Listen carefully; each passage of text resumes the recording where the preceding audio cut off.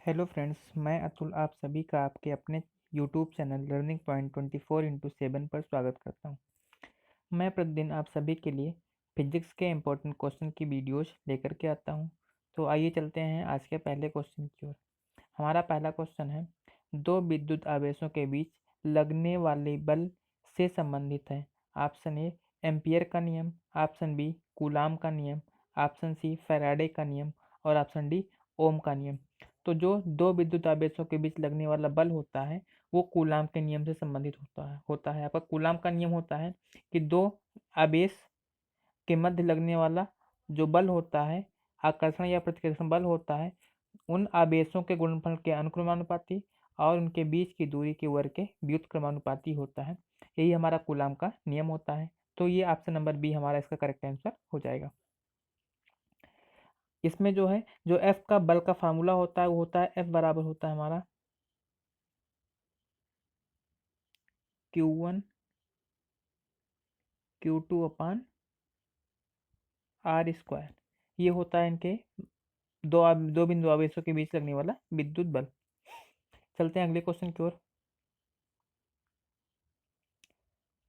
अगला क्वेश्चन हमारा, जब कांच की छड़ को रेशम से रगड़ा जाता है तो छड़ ऑप्शन ए ऋणावेशित हो जाती है, ऑप्शन बी धनावेशित हो जाती है, ऑप्शन सी उदासीन रहती है, ऑप्शन डी पहले ऋणावेशित होती है फिर धनावेशित होती है। तो जो कांच की छड़ होती है, जब उसको रेशम से रगड़ा जाता है तो छड़ जो है धनावेशित हो जाती है, और जब उसको हम कागज के छोटे छोटे टुकड़ों के पास लेकर के जाते हैं तब वह उसको अपनी ओर आकर्षित करती है। तो क्षण जो है उस टाइम पर धनावेशित हो जाती है, यानी कि ऑप्शन नंबर बी हमारा करेक्ट हो जाएगा इस क्वेश्चन का आंसर। अगला क्वेश्चन हमारा, यदि दो बिंदु विद्युत आवेशों के मध्य दूरी को आधा कर दिया जाए तो उनके मध्य विद्युत बल का मान हो जाएगा। ऑप्शन ए आधा, ऑप्शन बी दो गुना, ऑप्शन सी चार गुना और ऑप्शन डी एक चौथाई। यानी कि यहीं पर अभी जो पिछले क्वेश्चन में हमने आपको बताया था विद्युत बल यानी कि कूलाम के नियम में एफ बराबर क्या होता है हमारा Q1 Q2 upon R square. तो यहाँ पर आर की जगह पे r/2 करने को बोल रहा है, तो जब आर की जगह पे r/2 कर देंगे तो यहाँ पर हमारा ये हो जाएगा r/2 का होल स्क्वायर। और जब इसको हम सॉल्व करेंगे तो ये दो है हमारा ऊपर जाएगा, यानी कि चार गुना हो जाएगा। ये दो हमारा ऊपर जाएगा और क्या हो जाएगा, चार गुना हमारा आ जाएगा विद्युत बल का मान। यानी कि अगर विद्युत आवेशों के मध्य दूरी को आधा कर दिया जाए तो उनके मध्य विद्युत बल का मान जो है चार गुना हो जाएगा। तो ऑप्शन नंबर सी हमारा करेक्ट आंसर हो जाएगा इसका। अगला क्वेश्चन हमारा, वस्तुओं का आवेशन किसके स्थानांतरण के फलस्वरूप होता है। Option A electron, option B positron, option C proton और ऑप्शन डी न्यूट्रॉन। तो यहाँ पर जो है आवेशन बोल रहा है, तो आवेशन सबसे पहले यहाँ पर अगर विद्युत धारा की परिभाषा देखते हैं तो वहाँ पर होता है आवेशों की प्रवाह दर को विद्युत धारा कहते हैं। और विद्युत धारा की जो बहने की दिशा होती है वो इलेक्ट्रॉन के बहने की विपरीत दिशा में होती है, यानी कि इलेक्ट्रॉन का कहीं ना कहीं आदान प्रदान होता है। इलेक्ट्रॉन का कहीं ना कहीं आदान प्रदान या स्थानांतरण होता है, तभी जो है किसी क्षण में विद्युत धारा का प्रवाह होता है और उसमें आवेश आता है। तो यहाँ पर हमारा ऑप्शन नंबर ए इलेक्ट्रॉन इसका आंसर हो जाएगा। अगला क्वेश्चन हमारा, धातुएं विद्युत की सुचालक क्यों होती हैं, क्योंकि ऑप्शन ए उनमें मुक्त इलेक्ट्रॉन होते हैं, ऑप्शन बी उनके परमाणु हल्के होते हैं, ऑप्शन सी उनका गलनांक उच्च होता है, ऑप्शन डी उपर्युक्त सभी। तो जो धातुएं विद्युत की सुचालक होती हैं क्योंकि उनमें क्या होते हैं, मुक्त इलेक्ट्रॉन पाए जाते हैं। धातुएं जो है मुक्त इलेक्ट्रॉनों के कारण ही विद्युत की सुचालक होती हैं, क्योंकि जिसमें इलेक्ट्रॉनों की संख्या होती है, जब उनको थोड़ी सी ऊर्जा मिलती है, विद्युत धारा मिलती है, तो वो एक स्थान से दूसरे स्थान तक उसको स्थानांतरित कर देते हैं। तो ऑप्शन नंबर ए हमारा करेक्ट आंसर हो जाएगा। अगला क्वेश्चन हमारा, निम्नलिखित में से कौन सर्वोत्तम विद्युत चालक है। ऑप्शन ए तांबा, ऑप्शन बी लोहा, ऑप्शन सी एल्यूमिनियम और ऑप्शन डी चांदी। तो यहाँ पर जो सब सर्वोत्तम विद्युत चालक की अगर बात कर रहा है तो हमारा ऑप्शन नंबर डी चांदी हमारा करेक्ट आंसर हो जाएगा। लेकिन चांदी के तार यूज नहीं किए जाते हैं इलेक्ट्रिसिटी के लिए, क्योंकि ये बहुत कॉस्टली होती है। तो यहाँ पर हम यूज़ तो करते हैं तांबा का सबसे ज़्यादा, जो है एल्यूमिनियम और तांबा का प्रयोग किया जाता है, तो उसमें तांबा जो है ज़्यादा अच्छा होता है। तो लेकिन अगर सर्वोत्तम विद्युत चालक की बात की जाए तो यहाँ पर चांदी हमारा आंसर हो जाएगा। अगला क्वेश्चन हमारा, अतिचालक का लक्षण है। ऑप्शन ए उच्च पार उच्च पारगम्यता, ऑप्शन बी निम्न पारगम्यता, ऑप्शन सी शून्य पारगम्यता और ऑप्शन डी अनंत पारगम्यता। तो अतिचालक का मतलब होता है कि अगर जब किसी भी पदार्थ का ताप हम बहुत कम कर देते हैं, तो उसमें लगभग 0 केल्विन या परम शून्य ताप कर देते हैं, तो उसमें जो है उसका विद्युत प्रतिरोध शून्य हो जाता है और उसमें जो भी आवेश दिए जाते हैं वो पूर्णतः एक सिरे से दूसरे सिरे तक चले जाते हैं। तो यहाँ पर जो है उच्च पारगम्यता हो जाती है, यानी कि उसमें जो है आराम से जो आवेश जो होते हैं एक सिरे से दूसरे सिरे तक आसानी से चले जाते हैं बिना किसी लॉस के या बिना किसी विद्युत प्रतिरोध के। तो ऑप्शन नंबर ए उच्च पारगम्यता हमारा इसका आंसर हो जाएगा। अगला क्वेश्चन हमारा, निम्नलिखित में से कौन अर्धचालक नहीं है? Option A germanium, option B silicon और ऑप्शन डी सी सेलिनियम और ऑप्शन डी आर्सेनिक। तो यहाँ पर जो हमारा आर्सेनिक है ये हमारा अर्धचालक नहीं है। बाकी जर्मेनियम, सिलिकॉन और सेलेनियम ये तीनों अ, हमारे अर्धचालक हैं। और इसमें से सबसे ज़्यादा प्रयोग में आने वाला जो अर्धचालक है वो हमारा जर्मेनियम और सिलिकॉन है। जर्मेनियम और सिलिकॉन ये दोनों अर्धचालक ऐसे हैं जो हमारे सबसे ज़्यादा जो है प्रयोग में आने वाले हैं। लेकिन अर्धचालक नहीं है यहाँ पर पूछा गया है, तो आर्सेनिक हमारा आंसर हो जाएगा। अगला क्वेश्चन है हमारा, ऐसे पदार्थ जिनमें सामान्य अवस्था में मुक्त इलेक्ट्रॉन नहीं होते लेकिन विशेष परिस्थितियों जैसे उच्च ताप या अशुद्धि मिलाने पर मुक्त इलेक्ट्रॉन प्राप्त किए जा सकते हैं कहलाते हैं? ऑप्शन ए सुचालक पदार्थ, ऑप्शन बी कुचालक पदार्थ, ऑप्शन सी अचालक पदार्थ और ऑप्शन डी अर्धचालक पदार्थ। तो सामान्य अवस्था में मुक्त इलेक्ट्रॉन ना हो लेकिन उनका ताप बढ़ाने पर या उनके उसमें अशुद्धि मिलाने पर मुक्त इलेक्ट्रॉन प्राप्त हो जाए और उसमें विद्युत धारा का प्रवाह होने लगे, उन्हें क्या कहते हैं हम? अर्धचालक कहते हैं। ऐसे पदार्थ जो है नॉर्मली तो अचालक होते हैं लेकिन विशेष परिस्थितियों में वो चालक की तरह व्यवहार करते हैं, यानी कि चालक और अचालक दोनों की तरह व्यवहार करते हैं, उन्हें अर्धचालक कहा जाता है। तो यहाँ पर जो है हमें सीधा सा पता चल रहा है सबसे पहले मुक्त इलेक्ट्रॉन नहीं थे, लेकिन उच्च ताप देने पर या अशुद्धि मिलाने पर उसमें मुक्त इलेक्ट्रॉन आ जाते हैं और विद्युत धारा का प्रवाह होता है। इसलिए वो पदार्थ क्या कह जाएंगे? अर्धचालक कह जाएंगे। ऑप्शन नंबर डी हमारा करेक्ट आंसर हो जाएगा। सुचालक पदार्थ वे होते हैं जिसमें मुक्त इलेक्ट्रॉन होते हैं और विद्युत धारा का प्रवाह आसानी से होता है। कुचालक और अचालक एक ही होते हैं जिसमें मुक्त इलेक्ट्रॉन नहीं पाए जाते हैं और विद्युत धारा का प्रवाह नहीं होता है। अगला क्वेश्चन है हमारा, तांबा मुख्य रूप से विद्युत चालन के लिए प्रयोग किया जाता है क्योंकि?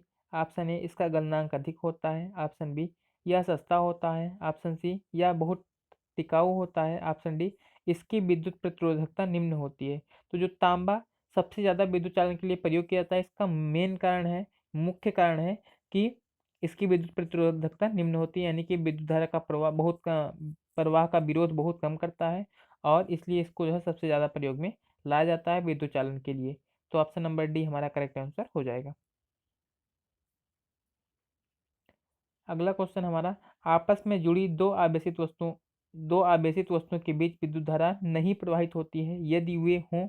ऑप्शन ए समान आवेश पर, ऑप्शन बी समान धारिता पर, ऑप्शन सी समान प्रतिरोधिता पर और ऑप्शन डी समान विभव पर।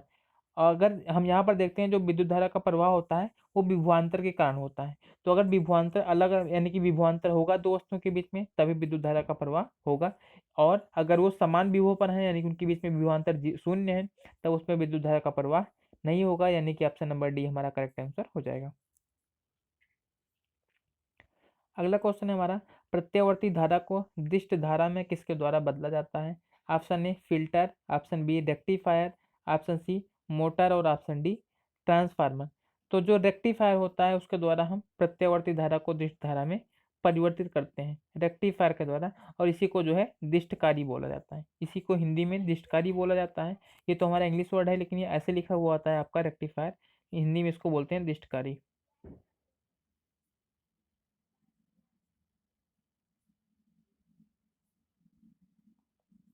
दिष्टकारी होता है इसकी हिंदी, और इंग्लिश में इसको रेक्टिफायर बोलते हैं। अगला क्वेश्चन हमारा, विद्युत उपकरण में अर्थ का प्रयोग यानी कि जो अर्थिंग होती है उसका उपयोग होता है? ऑप्शन ए खर्च को कम करने के लिए, ऑप्शन बी क्योंकि उपकरण 3 फेज में काम करते हैं, ऑप्शन सी सुरक्षा के लिए और ऑप्शन डी फ्यूज के रूप में। तो जो विद्युत उपकरण होता है वो सुरक्षा के लिए प्रयोग किया जाता है। विद्युत उपकरण में जो अर्थिंग प्रयोग की जाती है वो सुरक्षा के लिए प्रयोग की जाती है, क्योंकि अगर मान लो किसी कारणवश घर में या विद्युत सर्किट जो भी सर्किट होती है उसमें अगर शॉर्ट सर्किट हो जाता है तो जो है जो भी विद्युत होती है वो अर्थिंग से होते हुए पृथ्वी में चली जाती है। इसीलिए जो है सुरक्षा के कारणों को देखते हुए हम अर्थिंग का प्रयोग किया जाता है विद्युत उपकरणों में। तो ऑप्शन नंबर सी इसका करेक्ट आंसर हो जाएगा। अगला क्वेश्चन हमारा, आदर्श वोल्ट मीटर की प्रतिरोधकता कितनी होती है? ऑप्शन ए 0, ऑप्शन बी निम्न, ऑप्शन सी असीमित और ऑप्शन डी उच्च। तो जो आदर्श वोल्ट मीटर होता है उसकी प्रतिरोधकता असीमित होती है, यानी कि अनंत होती है। उसकी प्रतिरोधकता अनंत होगी तभी उसमें से कोई भी विद्युत धारा प्रवाहित नहीं होगी, और चालक से भी फिर जितनी भी विद्युत धारा प्रवाहित होगी तो उसके विभवांतर को वो माप सकेगा। इसीलिए क्या होती है, इसकी प्रतिरोधकता जो है असीमित होती है। तो ऑप्शन नंबर सी इसका करेक्ट आंसर हो जाएगा। अगला क्वेश्चन हमारा, किसी परिपथ में एक बिंदु पर मिलने वाली धाराओं का बीजीय योग होता है? ऑप्शन ए 0, ऑप्शन बी अनंत, ऑप्शन सी शून्य व अनंत के बीच, ऑप्शन डी इनमें से कोई नहीं। तो ये जो है हमारा किरचॉफ का प्रथम नियम है कि किसी बिंदु पर, किसी परिपथ में एक बिंदु पर मिलने वाली समस्त धाराओं का बीजीय योग शून्य होता है।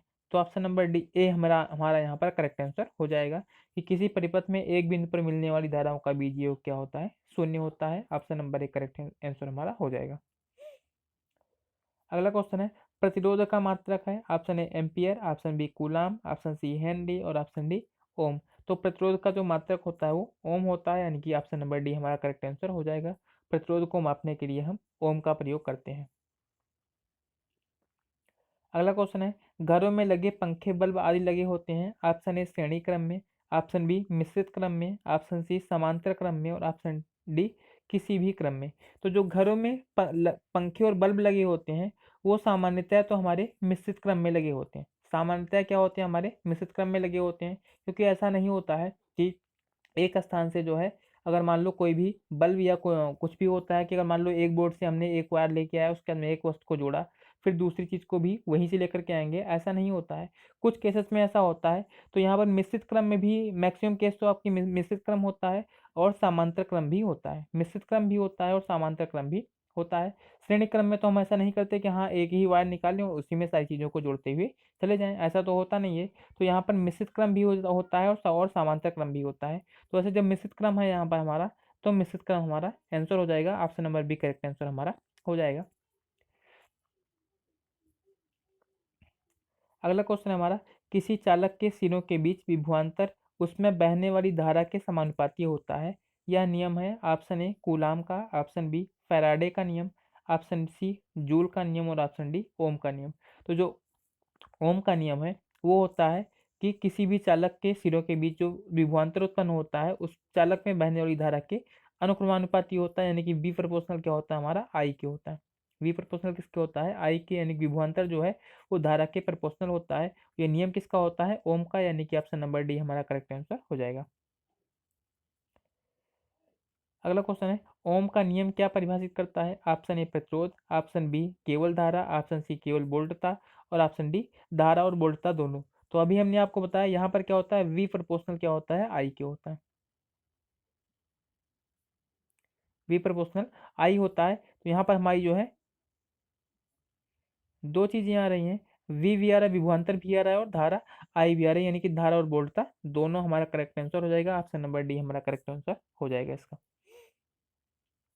अगला क्वेश्चन है, एक फ्यूज तार का उपयोग किसके लिए होता है? ऑप्शन ए हानि पहुंचाए बिना उच्च विद्युत प्रतिरोध को प्रवाहित करना, ऑप्शन बी अत्यधिक धारा प्रवाह के समय विद्युत परिपथ को तोड़ना, ऑप्शन सी किसी व्यक्ति को विद्युत झटकों से बचाना और ऑप्शन डी इनमें से कोई नहीं। तो जो फ्यूज तार का प्रयोग होता है वो अत्यधिक धारा प्रवाह के समय विद्युत परिपथ को तोड़ने के लिए होता है फ्यूज का प्रयोग, यानी कि ऑप्शन नंबर बी हमारा यहाँ पर करेक्ट आंसर हो जाएगा। जब परिपथ में बहुत ज़्यादा मात्रा में विद्युत धारा प्रवाहित होने लगती है तो ये जो फ्यूज वायर होता है टूट जाता है और फिर घर में होने वाले जो नुकसान होते हैं वो बच जाते हैं। तो ऑप्शन नंबर बी हमारा करेक्ट आंसर इसका हो जाएगा। तो ये वीडियो का लास्ट क्वेश्चन है। तो आप ज़्यादा से ज़्यादा जो है वीडियो को देखिए और अपने दोस्तों में शेयर कीजिए। Thank you.